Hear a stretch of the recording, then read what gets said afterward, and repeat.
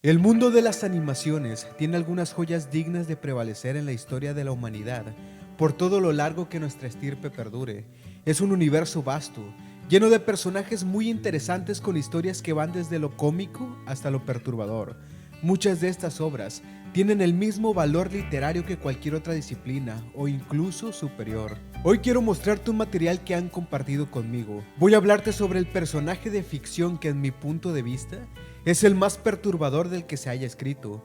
Y aunque yo no soy para nada un gran conocedor sobre el tema, la persona que me facilitó este material es un verdadero obsesionado en encontrar cosas poco conocidas, pues él ha descubierto los más recónditos rincones de internet, obras que por razones superfluas no han tenido la penetración que se merecen, porque todos sabemos que las cosas que son poco comerciales son las más profundas, las más complejas.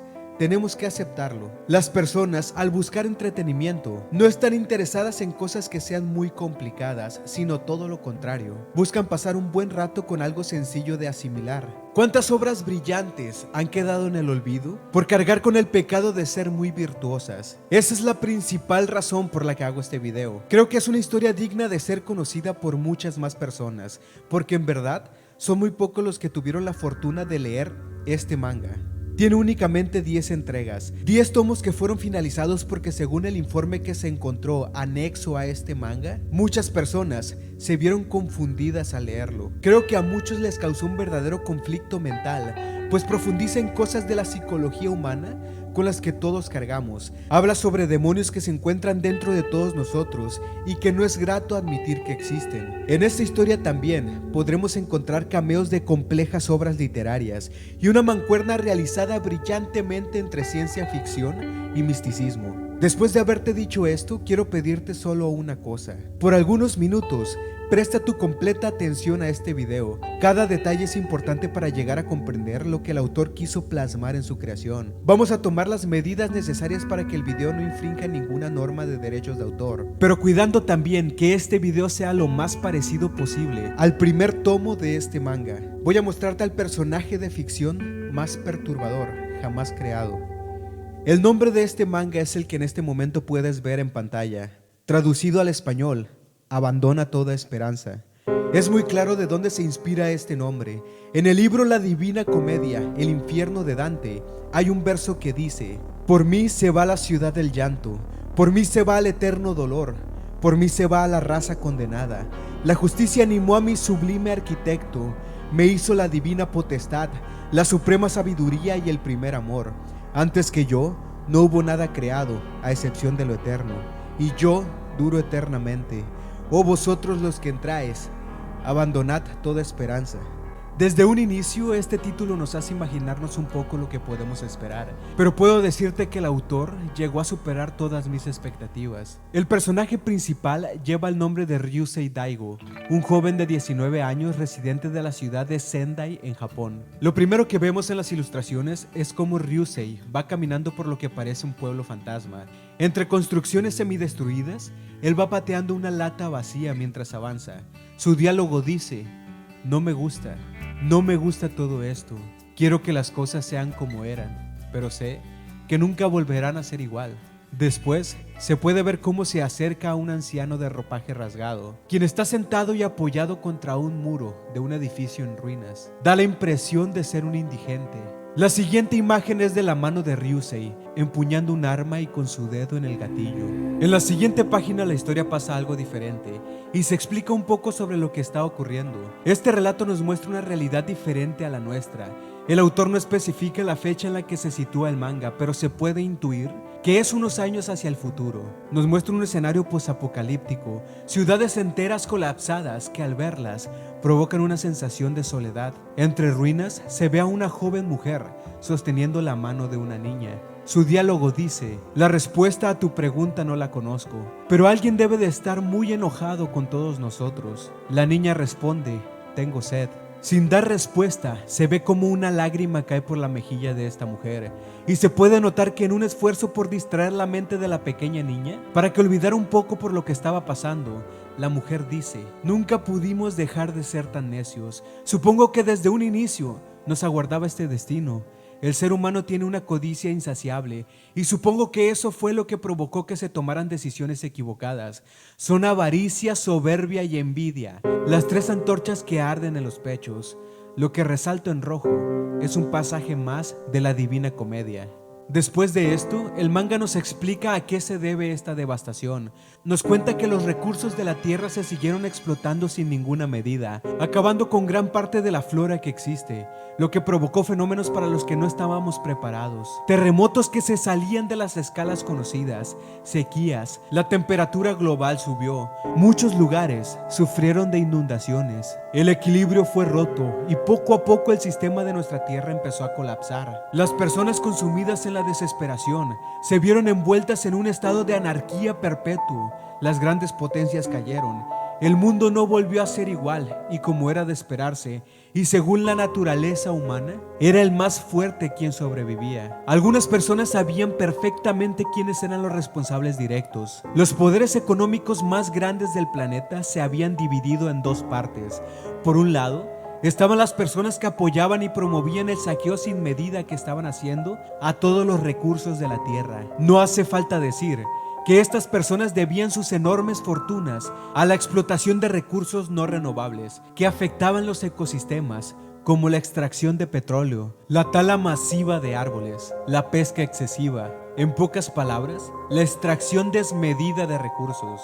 Este grupo de personas fueron conocidos como Ame-no-nu-hoko, por su traducción, la lanza de los cielos, haciendo referencia a la mitología japonesa que dice que los primeros dioses invocaron a dos criaturas divinas a quienes les encomendaron la creación. Para hacer esto les entregaron la lanza de los cielos. Estaba también un segundo grupo conocido como Ame-no-kihachi, en su traducción, puente flotante de los cielos, que es, según la mitología, a donde las dos deidades llegaron. Este segundo grupo trataba de sacar ventaja de las nuevas tecnologías.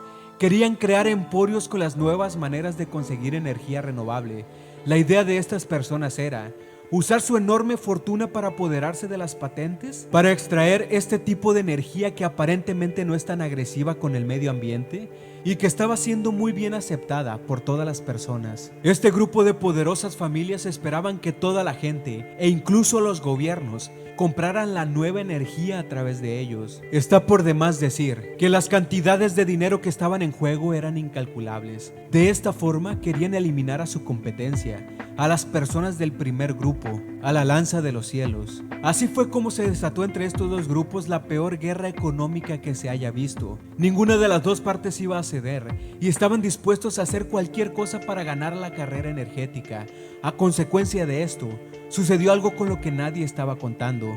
Si la base de esta guerra era el dinero, quien tuviera el mayor fondo económico iba a ser el vencedor. Necesitaban comprar influencias políticas para poner leyes en contra unos de otros y crearon la maquinaria y la infraestructura más impresionante que se haya visto. Estos dos grupos pusieron en expectativa a toda la humanidad por saber qué tipo de destino era el que nos esperaba. Lo que pasaría después era muy obvio, pero los pocos que se atrevieron a alzar la voz rápidamente fueron silenciados. Recordemos que la manera que tenían las personas del grupo, la lanza de los cielos, de amasar su fortuna, era explotando los recursos de la tierra. Y por esta guerra que ya llevaba 7 años, tuvieron que aumentar en mucho su producción. Estaban arrasando con los mares, la tierra y la vida misma, con todo lo que podían. Inevitablemente provocaron caos, el declive de la humanidad. Los desastres naturales que vinieron después fue un precio muy alto que todas las personas tuvieron que pagar por las decisiones de unos pocos. Las inundaciones y terremotos cambiaron la constitución geológica de la Tierra. No había a dónde escapar. Las sequías provocadas por las altas temperaturas estaban matando de hambre a las personas. El aire se volvió tóxico, pues ya no había suficientes plantas para filtrarlo. Empezó a desencadenarse la extinción en masa de muchas especies animales y la violencia provocada por la desesperación de la gente iba en aumento. El futuro al que muchas personas temen en este manga se volvió una realidad. Después de algunos años, no se supo más de estos dos grupos. Una de las razones principales es que entre el caos, los medios de comunicación se fueron perdiendo. La tecnología que conocemos hoy era casi nula, y toda la gente estaba más preocupada en encontrar la forma de sobrevivir en este nuevo mundo de destrucción. La ciudad de Sendai, donde vive Ryusei, es un sitio muy distinto al que se conoce. Entre edificios en ruinas, las personas vivían refugiadas en comunidades corruptas. No se sabe bien por qué, pero la atmósfera de la tierra había cambiado. Por alguna razón, la luz de día parecía ser más brillante. Era como si alguien quisiera burlarse del periodo de oscuridad por el que pasaban los seres humanos. Se podían ver campos abiertos con un brillo peculiar. Algunos nuevos retoños de plantas se asomaban entre las ruinas de los edificios, y mientras las personas trataban de sobrevivir cada día, ese nuevo brillo y el renacer de cosas nuevas casi los hacían creer que aún había esperanza. Ryusei Daigo tenía una característica que lo hacía diferente a las demás personas. Lo afectaba de manera muy profunda las injusticias que pasaban en su ciudad. Sendai y todo Japón estaban controlados por los peores criminales, aquellos que durante la devastación fueron de los pocos capaces de hacer las atrocidades que hicieran falta hacer para sobrevivir y llegar al poder. De hecho, era algo que estaba pasando en todo el mundo. A pesar de que Japón es uno de los países más seguros, en contraste, ha tenido algunas de las mafias más reconocidas. Según el manga, después de la devastación, el país se vio dividido en tres partes: el sector norte, sur y central. Estas zonas eran gobernadas por los dirigentes de tres organizaciones que aún antes de que la devastación iniciara, llegaron a ser temidas por todos. Las tres más grandes mafias, con poder e influencia en el mundo entero. El dirigente del norte tiene el nombre de Noboru Senta, líder de la organización conocida como Hanafuda. Es muy interesante ver en qué se basó el autor para asignar ese nombre. En Japón, el equivalente al crimen organizado en general es llamado Yakuza. Se dice que este nombre proviene de un juego de cartas, donde la peor mano que un jugador puede tener son los números 8, Ya, 9, Ku y 3, Sa. Este juego de cartas tiene el nombre de Hanafuda. En el sector sur, el gobernante es Makoto Tenma, líder de la organización Genkoku. La traducción de este nombre es el acusador. De manera muy sencilla en internet podemos encontrar las referencias históricas de a quienes fueron asignados este nombre.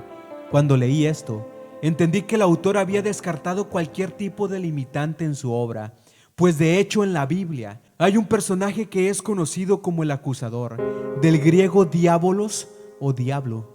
Entonces, Genkoku hace referencia a una de las muchas maneras en las que se conoce a Satanás. Y por último, siendo el más temido de todos y uno de los personajes más impresionantes, fascinantes y complejos que he conocido, el sector central de Japón es gobernado por Rokuro Matsumoto, líder de la organización Rokurokubi. Este también es el nombre que recibe un espectro de la cultura japonesa. Créeme, nada de lo que escribe este autor en el manga es una coincidencia. Poco a poco nos muestra la razón por la que estas mafias llevan esos nombres. Como lo mencioné en un inicio, es lamentable ver cuánto se pierde por el criterio y decisión de unos pocos. Estos tres personajes no lograron alcanzar gran relevancia, seguramente por algunas decisiones comerciales, porque después de todo, el mundo del manga y del anime, como cualquier otro tipo de animación, es un negocio.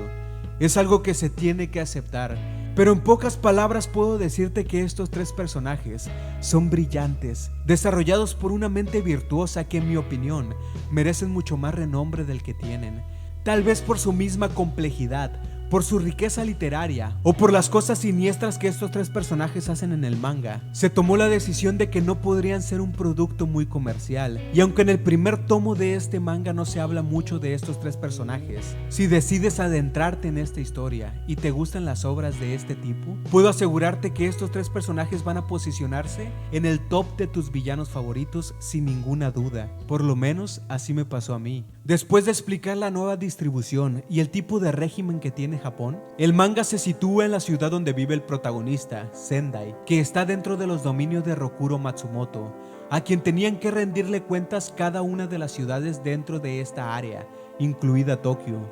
En Sendai, Las personas que sobrevivieron vivían en enormes refugios conocidos como nidos de tortuga. Tenían este nombre porque eran huecos en el suelo, no muy profundos, que habían cubierto con unas muy rudimentarias cúpulas, hechas con madera y algunos materiales flexibles. Todas las personas eran prácticamente esclavos. El Rokurokubi hacía cumplir su ley con la violencia más inquietante que se haya visto. Todo su sistema de gobierno consistía en 10 leyes. Las 5 primeras se mencionan en este tomo del manga, las cuales voy a leer en este momento. 1. Rokuro Matsumoto es el salvador.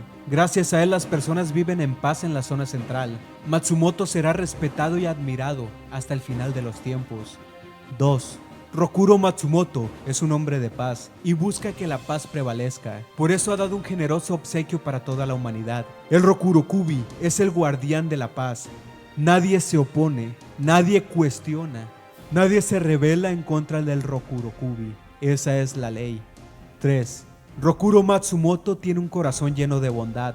Por eso cualquier persona que lo necesite tendrá un lugar dentro de la zona central, en alguno de los refugios nido de tortuga, donde podrá vivir en paz bajo la protección del Rokurokubi, siempre y cuando esa persona tenga algo más valiosa que su propia vida, lo cual será llamado Seikatsu, ofrenda de la vida. Esta ley, como puedes ver, tiene una condición mucho más aterradora de lo que parece. Nadie podía vivir en la zona central de Japón sin hacer un registro de su Seikatsu, su ofrenda de la vida. ¿Qué quiere decir esto? El Rokurokubi buscaba tener el control absoluto sobre cada una de las personas que vivían en la zona central. Entonces, tenías que tener algo que fuera más valioso que tu propia vida para habitar allí. Piensa por un momento, ¿qué cosa puede ser más valioso para ti que tu propia vida? Esta organización llevaba un registro donde se vinculaba a cada persona con sus familiares o su pareja. Y cuando alguien desobedecía o se negaba a cumplir alguna de las leyes, no se tomaba represalias directamente contra esa persona, sino contra su familia o las personas vinculadas a él o ella. De esa forma, tenían el control absoluto. Entonces, ¿qué pasaba con las personas que después de la devastación habían quedado completamente solas? Se podría pensar que simplemente eran expulsados de la zona central, pero el Rokurokubi es mucho más mortífero que eso. Todo aquel que no tenía nada que fuese más valioso que su propia vida era asesinado.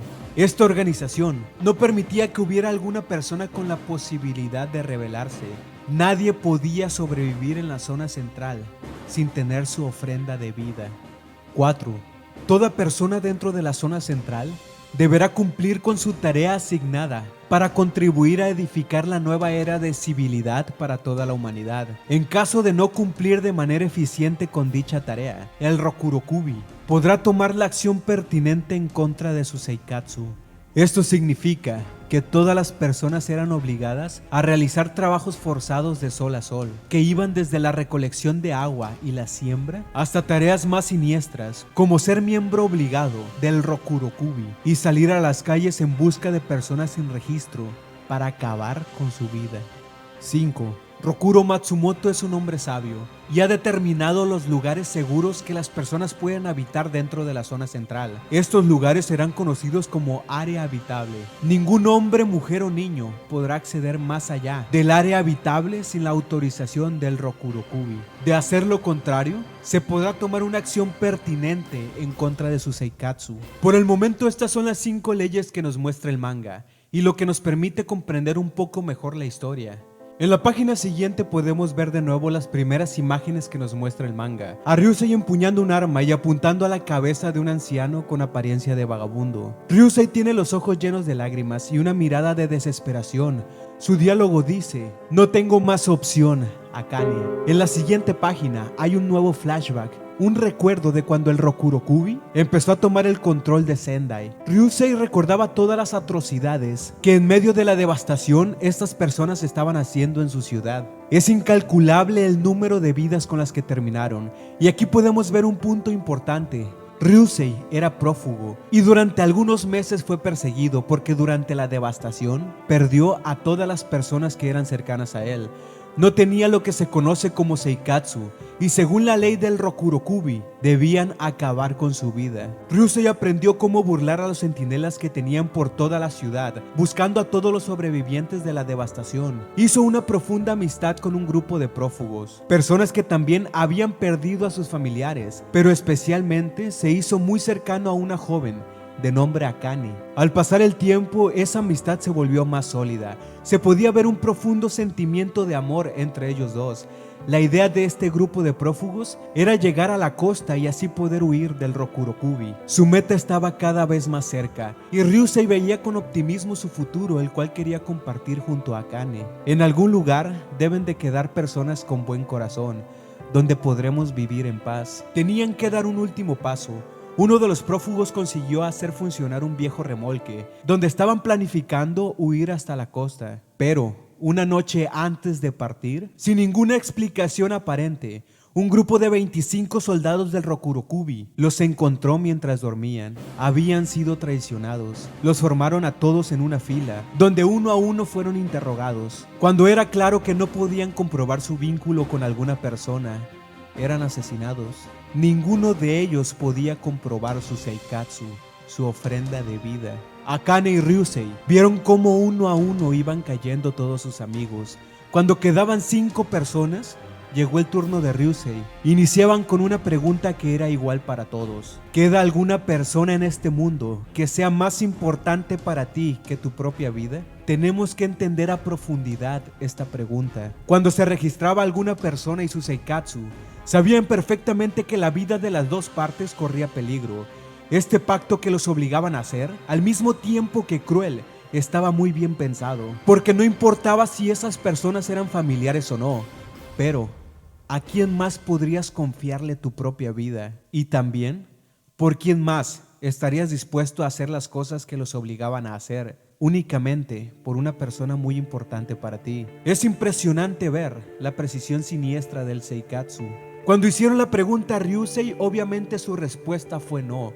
No quería ser responsable por la vida de ninguna persona, pero sin esperarlo, Akane tuvo una idea que no se podría decir con certeza si fue un movimiento astuto o estaba poniendo una maldición sobre ellos dos. La circunstancia en la que se encontraban la obligó a gritar: yo seré su Seikatsu, estamos comprometidos, él es mi pareja desde hace tiempo y demando que el Seikatsu sea registrado entre él y yo. Ryusei sabía que no tenía más opción. Después de ser registrados como pareja, los asignaron a uno de los refugios nido de tortuga que había en Sendai, y según la cuarta ley, fueron obligados a cumplir con las tareas que les dieron. Akane fue incluida al grupo que se encargaba de las cosechas. Hacía trabajos forzados que la llevaban al punto de perder la mayor parte de la piel de sus manos. Pero aún así, lo que obligaban a hacer a Ryusei era mucho peor. Él fue asignado al grupo de centinelas del Rokurokubi. Ellos se encargaban de encontrar y asesinar a todos los sobrevivientes que no podían cumplir con alguna de las leyes. El manga vuelve a mostrarnos la imagen donde se ve a Ryusei apuntando con un arma a la cabeza del anciano. Seguía repitiéndose: Akane, no tengo más opción. Él sabía que si se negaba a cumplir con la tarea que le asignaron, el Rokurokubi iba a terminar con la vida de Akane. Un dibujo muestra cómo el arma fue detonada. Después de que Ryusei terminó con la vida de esa persona, se dirigió al lugar donde siempre iba después de que hacía alguna de las atrocidades a las que era obligado a hacer. Sentado en una saliente, estiraba sus piernas hasta que sus talones tocaban sutilmente un pequeño arroyo que pasaba por un costado de un gran árbol marchito, donde Ryusei apoyaba su cabeza y cerraba los ojos. Era inevitable que su llanto en ese momento lo dejara sin respiración. Apuñaba sus manos con fuerza y se repetía una y otra vez: no tengo más opción, no hay una alternativa para mí. El ruido del arroyo al pasar de las horas podía tranquilizarlo. Viendo fijamente el agua caer, siempre se quedaba en ese lugar hasta llegada la noche. Sin esperarlo, ya era el momento cuando sabía que tenía que volver y dar un informe de la misión que le habían encomendado. Con pesadez logró ponerse de pie y empezó a caminar por la oscura ciudad. Decidió tomar un camino más largo del que usualmente lo llevaba desde ese arroyo hasta su refugio. Sabía que necesitaba de su soledad por un momento más. Al igual que en el día, por la noche se miraba un brillo inusual. Por alguna razón la luz de la luna era más brillante. No había iluminación eléctrica y aún así todo era visible. Ryusei caminaba mirando al suelo, con sus manos en los bolsillos, pues empezó a sentir un intenso frío, que no alcanzaba a distinguir si era a razón del clima o del amargo sentimiento que sentía en el pecho y la garganta. Su diálogo dice: ¿cuándo terminará todo esto? Mientras avanzaba, el pasto húmedo por la brisa de la noche lanzaba pequeñas gotas al aire con cada paso que Ryusei daba. La luz de la luna se encargaba de iluminar esas pequeñas gotas alrededor. Paradójicamente era un escenario hermoso entre toda la devastación, entre toda esa violencia y caos. Parecía ser un consuelo a los tiempos que estaban por venir. Lo único que se podía escuchar era el tenue susurro de los insectos que por las noches llenaban de vida la nueva vegetación y las ruinas. De repente, el miedo llenó el corazón de Ryusei, tan profundo que llegó a detener sus pasos. Se dio cuenta del lugar donde estaba. Se dio cuenta de lo peligroso que podría ser toparse con alguna persona que por algún motivo acechara en la oscuridad. Pero no era su vida por lo que temía. Desde hace tiempo pensaba que sería un regalo divino, que alguien más terminara con su diaria agonía, acabando con su vida. El miedo que lo hizo soltar su mandíbula y abrir completamente los ojos fue porque sabía que si alguna persona, sin importar quién fuera, un hombre perdido buscando refugio, una mujer con sus hijos o un niño pequeño, él tendría que asesinarlo por estar fuera de la zona habitable. Una imagen impactante nos muestra el manga. Ryusei cae sobre sus rodillas y con lágrimas en los ojos, al mismo tiempo de ostentar una sonrisa siniestra, dice: tendría que morir. Cualquier persona que entrara en mi camino tendría que morir por mi mano, porque el Rokurokubi no permite ninguna insubordinación. Y yo represento aquí al Rokurokubi. Yo soy parte. No, yo soy el Rokurokubi. Cuando su razón volvió y pudo ponerse de pie, no quería estar más en ese lugar. No quería ver a su alrededor. Lo único más aterrador que la idea de acabar con la vida de una persona inocente que encontrara en su camino era la incertidumbre de perdonar esa vida y que alguna persona en el refugio se enterara y castigaran a Ryusei de la única manera que el Rokurokubi sabía hacerlo. Apresuró el paso. Su corazón latía con desesperación. Las palmas de las manos se llenaron de sudor frío. Y aunque estaba haciendo un esfuerzo por evitar ver algo más allá que el camino que recorría, hubo algo que llamó inevitablemente su atención. A una distancia de 500 metros del lugar donde estaba, una construcción parecida a un castillo tradicional de Japón estaba intacto. Una grieta no se podía ver en sus muros. Más inusual aún fue ver que dentro de ese castillo había una luz. En ese momento Ryusei entendió que se había vuelto incapaz de controlar sus propias acciones.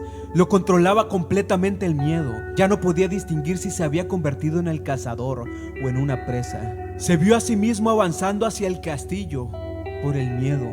Miedo a no cumplir con su tarea asignada y ser castigado, pues Akane se había vuelto lo más importante de su vida. Como ya lo sabemos, su labor como centinela era encontrar a toda persona fuera del área habitable y destruirla. Cuando llegó a las puertas de aquel castillo, empezó a sentir una inusual sensación. Pudo notar que las puertas estaban abiertas y decidió entrar con mucha cautela. Lo primero que pudo ver fue un largo pasillo. El diálogo de Ryusei dice: esta debe ser la casa más extraña en la que he estado. Algunos muros de esta casa estaban colapsados. La pintura se empezaba a quebrar. Los cristales de todas las ventanas estaban rotos y esparcidos por todo lo largo de ese castillo. Había unas misteriosas y lúgubres pinturas en las paredes de esa casa, algunas bastante inquietantes. Una de ellas llamó particularmente la atención de Ryusei. Era una mujer sentada en una silla debajo de un árbol. En la parte de atrás se podía ver una casa de madera. Esta imagen estaba en blanco y negro, pero lo que resaltaba de la imagen es que en las piernas de esta mujer estaba sentado un pequeño niño que vestía un overol. Su cara estaba cubierta con una bolsa a la que le habían dibujado una cara sonriente. En el rostro de la mujer se notaba una profunda tristeza. Ryusei siguió avanzando entre esos extraños cuadros. Por una parte era inminente su preocupación por encontrar a alguna persona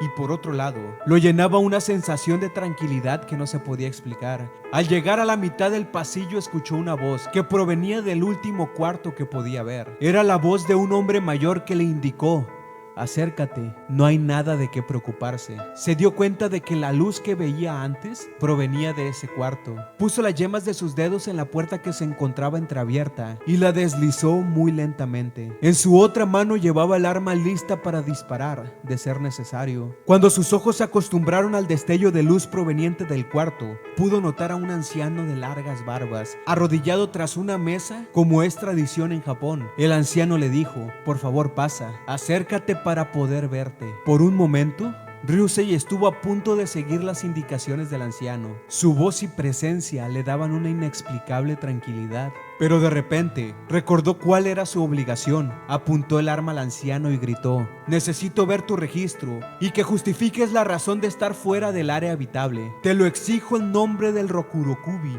El anciano respondió: dime algo, joven, ¿qué vas a hacer si no obedezco tu orden? Ryusei dijo: tendría que terminar con tu vida. El Rokurokubi no tolera ningún tipo de insubordinación. Las manos de Ryusei junto con el arma temblaban, mientras posicionaba frente al cañón a esa extraña persona que respondió: tu existencia en este mundo es mucho más importante de lo que crees.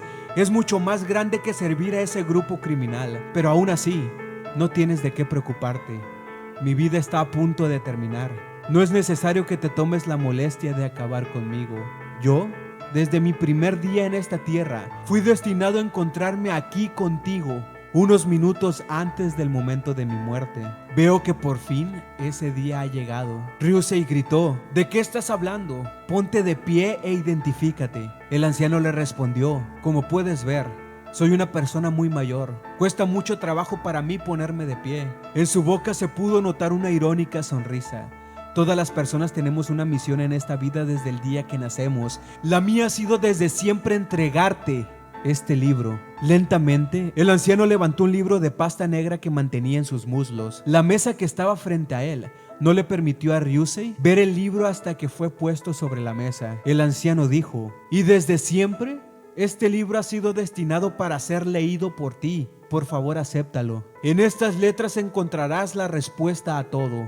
Estoy muy feliz de haber cumplido con mi misión. Ryusei se quedó sin habla. Pudo notar detrás de ese anciano un cuadro que tenía dibujado un gran símbolo que Ryusei desconocía. No sabía qué estaba pasando. Volvió su vista a ese extraño libro sobre la mesa mientras empuñaba el arma. Y después de unos segundos, donde el cuarto quedó completamente en silencio, gritó una vez más: lo diré por última vez, ponte de pie e identifícate. El anciano no respondió más. Desde donde estaba parado, Ryusei notó que no estaba respirando. Con mucha cautela se acercó a él para confirmar que su pulso se había detenido, justo como se lo había dicho. Le pareció increíble lo que estaba pasando. Comprobó que no hubiera nadie más en ese cuarto y de hecho tenía la sensación de que todo el castillo estaba completamente solo. Volvió a mirar ese libro y pudo notar que tenía una inscripción en la portada. Ryusei se arrodilló a un costado del cadáver del anciano para poder leer lo que decía la portada del libro. Cuando pudo ver lo que estaba escrito, todo le pareció más extraño aún. La portada decía: abandona toda esperanza. Ryusei sintió un frío intenso que recorrió su espalda y entumeció su cabeza. Estaba completamente desconcertado. No entendía por qué ese anciano le había dicho esas cosas. ¿Quién era él? ¿Qué es este libro? ¿Por qué se lo entregó de esa manera? Entre la desesperación y el pánico que sentía, decidió abrirlo. Y justo en la primera página tenía escrita una frase que cambiaría por siempre la vida del protagonista y que es parte esencial de este manga. La frase escrita era: todo hombre puede conseguir la condición de un dios simplemente abandonando toda su humanidad. De un fuerte golpe, Ryusei cerró el libro. Sus ojos estaban completamente abiertos, enfocados en la nada. Su agitada respiración empezaba a secar su garganta. Cerró los ojos y sacudió su cabeza. En un esfuerzo por recuperarse, se dijo a sí mismo: tengo que volver al refugio. Seguramente le estoy dando demasiada importancia a las palabras de este anciano. Tal vez lo que buscaba fue confundirme para tratar de salvar su vida. Y por coincidencia, él dejó de respirar. Debo apresurarme. Estaba a punto de irse dejando atrás ese libro, pero hubo algo que le impidió salir del cuarto. Una fuerza que no podía comprender. Le hizo ver como un terrible error no leer esas páginas. Tomó el libro y lo guardó entre sus cosas. Después de eso, se apresuró a llegar al refugio. Al día siguiente comenzó su rutina diaria. Todos los días, a las 5:37 de la mañana, los obligaban a formarse por fuera de los refugios y leer en voz alta las 10 leyes, además de rendir una especie de culto a Matsumoto. Es necesario decir que nadie había visto a Rokuro Matsumoto. Lo único que sabían es que vivía en Tokio, en su cuartel general. Mientras esperaban formados que la ceremonia iniciara, Ryusei le contó todo lo que había pasado a Akane y le mostró muy discretamente el libro. Akane le dijo: ten mucho cuidado, no permitas que nadie más lo vea o sabes muy bien lo que podría pasar. Lo que dijo a continuación hizo crecer la curiosidad de Ryusei. El diálogo de Akane dice: si en ese libro se encuentra la respuesta y hay una mínima posibilidad, por más pequeña que sea, de que todo esto termine, Ryusei, tienes que leer ese libro. Cuando la ceremonia terminó, todas las personas partieron a hacer sus actividades. Ryusei tenía la libertad de salir del área habitable por su cargo de centinela, así que decidió ir hasta el árbol y el arroyo donde siempre iba cuando necesitaba estar a solas. En ese lugar, decidió leer el libro. Todo hombre puede conseguir la condición de un dios, simplemente abandonando toda su humanidad. Ryusei leyó nuevamente la primera página.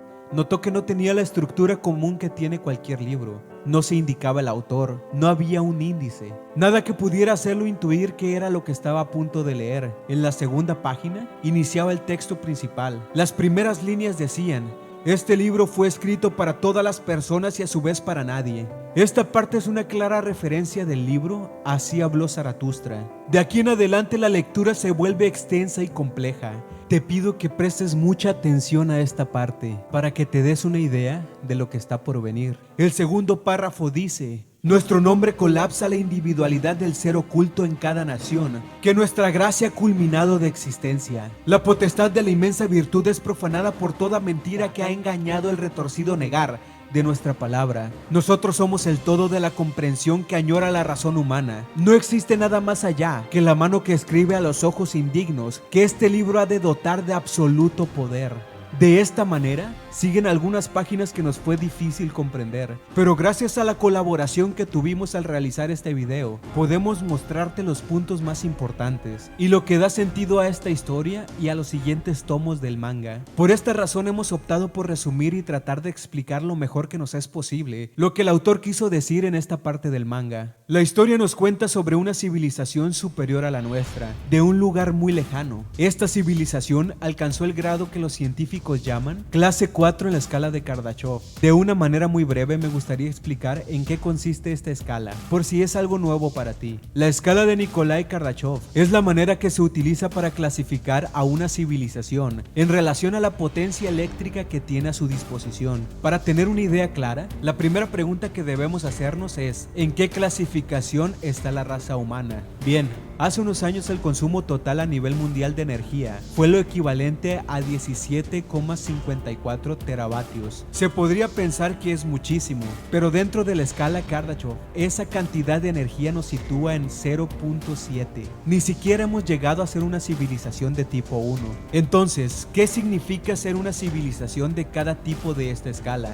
Empecemos por el tipo 1, una civilización que es capaz de aprovechar toda la potencia disponible en su planeta. Estamos hablando de aproximadamente 10 a la 16 vatios. La civilización de tipo 2 es aquella capaz de recolectar la energía producida por su estrella, lo que equivale a algo así como 4 por 10 a la 26 vatios de potencia. Esta cantidad de energía es muy difícil de imaginar. Para que te des una idea, esa inmensa cantidad de energía sería suficiente para sostener 230 billones de civilizaciones actuales. Seguimos con la civilización de tipo 3.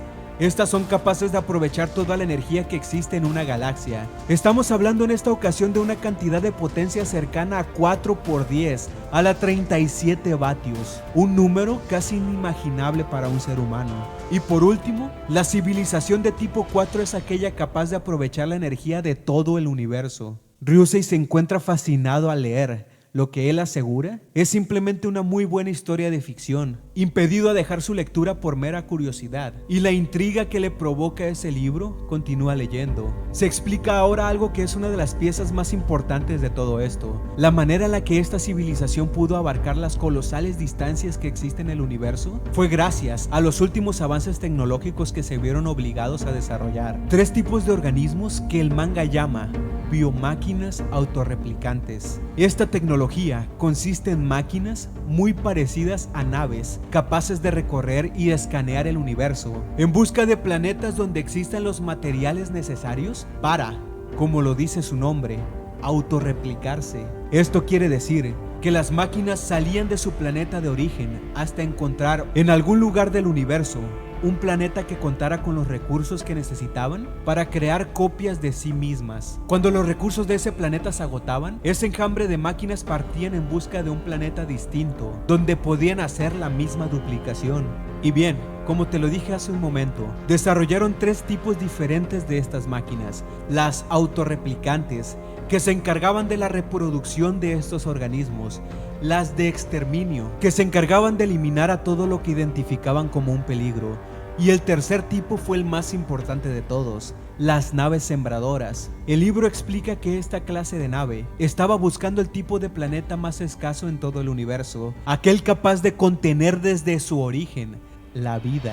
El libro explica que los seres de esta civilización hace millones de años vivieron en un planeta muy similar a la Tierra, donde pasaron por un proceso de evolución muy similar al nuestro. De hecho, hubo un tiempo en el que vivieron en un entorno prácticamente igual al de nuestro mundo. A lo largo del tiempo, fueron desarrollando avances tecnológicos cada vez más impresionantes, y aunque tuvieron como civilización grandes problemas como los que nosotros en estos momentos tenemos, tuvieron la sabiduría para erradicarlos, lo que aseguró su supervivencia. Y así, después de mucho tiempo de constante mejora y evolución, llegaron a ser una civilización de tipo 4. En un inicio habían desarrollado únicamente 2 tipos de biomáquinas: las autorreplicantes y las naves de exterminio. Como ya lo dije, para colonizar y aprovechar la energía de todo el universo, gracias a su proceso de autorreproducción. Pero ocurrió algo que hasta este punto del manga no se especifica qué es, pero se vieron obligados a enviar una muy importante indicación a las naves autorreplicantes: crear un nuevo tipo de biomáquinas, las naves sembradoras, donde pusieron la información genética de su propia especie para buscar un nuevo planeta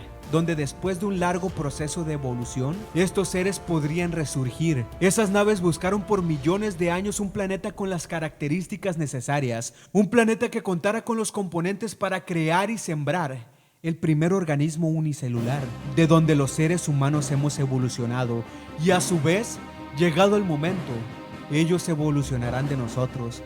Traté de darme a entender lo mejor que pude, pero en pocas palabras, esos seres somos nosotros mismos. Se han cultivado en este planeta para evolucionar a través de los seres humanos. Obviamente, para llegar al punto en el que ellos estaban en su planeta de origen, aún faltan millones de años.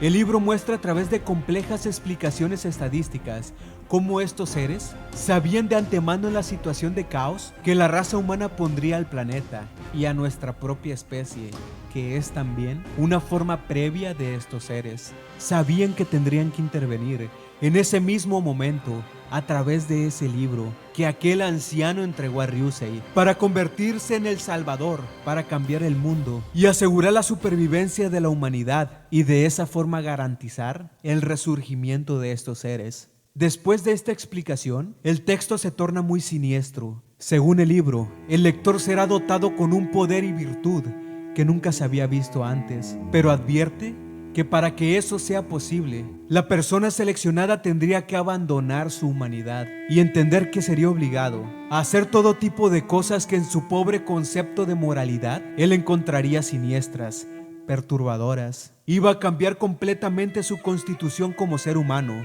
porque según ellos, esa es la única manera de destruir a las personas que están a punto de provocar el fin del planeta. En las letras de este libro se encontraba la información necesaria para crear a la persona más siniestra del universo de este manga, que a su vez ha creado el personaje más perturbador que yo he conocido. Porque tengo que adelantarte, el poder de Ryusei en el futuro se debe precisamente a que su mente es corrompida por un tipo de razonamiento superior, proveniente de una raza suprema que lo dotará de sabiduría absoluta. Para él no existe ninguna clase de límite, y para mí resultó fascinante ver el proceso por el que pasó este personaje a lo largo de los 10 tomos del manga. Pude ver cómo se convierte de un joven común, presa del Rokurokubi, que pensaba no tener más opción que aceptar su destino, a un verdadero monstruo, sediento de justicia, que está dispuesto a limpiar la tierra con la sangre de quienes no son dignos de vivir en ella. Ese libro habla de una condición universal. Para que algo nuevo pueda surgir, algo tiene que ser destruido. Ese libro convertirá a Ryusei en el destructor. Al seguir con las últimas páginas de este tomo del manga, se puede ver que la conmoción de Ryusei era inexplicable. Y como era de esperarse, él aún dudaba de lo que estaba leyendo. Pensaba que simplemente se trataba de la historia más fascinante que hubiera conocido. Y lo que pasa a continuación nos hace entender que estos seres pertenecían a una realidad muy distinta. El último párrafo de este tomo del manga, el cual estoy a punto de leerte íntegro, realmente para mí resultó estremecedor. La capacidad sublime de nuestro decreto es y será por siempre inexplicable para ti. Tenemos comprensión más allá de lo que cualquier razón humana pueda entender. En este momento en tu mente germinan ideas inexistentes. Buscas aminorar la voluntad llamando coincidencia y casualidad que poseas esta escritura en este momento, mas sabes muy dentro de ti que es un simple consuelo a tu falta de razón y dominio en la regla suprema de la ley absoluta. Nosotros somos el todo y por siempre lo eterno que concibe el universo. Abandona tu razón, abandona toda idea que contradiga lo que desde siempre fue destinado a ser. Por obra de nuestra voluntad, hemos puesto este libro en tus manos, como había estado destinado desde un inicio, antes aún que la materia que nuestra ley rige haya vislumbrado siquiera tu existencia. Estas escrituras desde siempre han sido formuladas para ti, Ryusei Daigo. Esta tinta posee la nueva ley para los nuevos hombres. Abandona toda esperanza. La última ilustración del manga muestra un semblante distinto en el rostro de Ryusei. Es como si en ese momento algo en él empezara a cambiar. De esta forma finaliza el primer tomo del manga.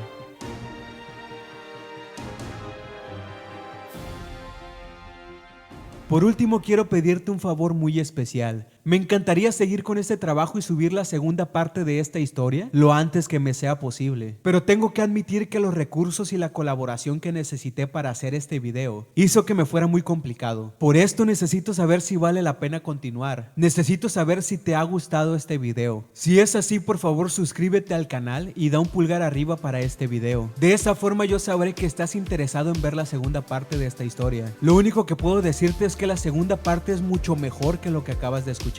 Te agradezco haber visto el video. Ten un excelente día.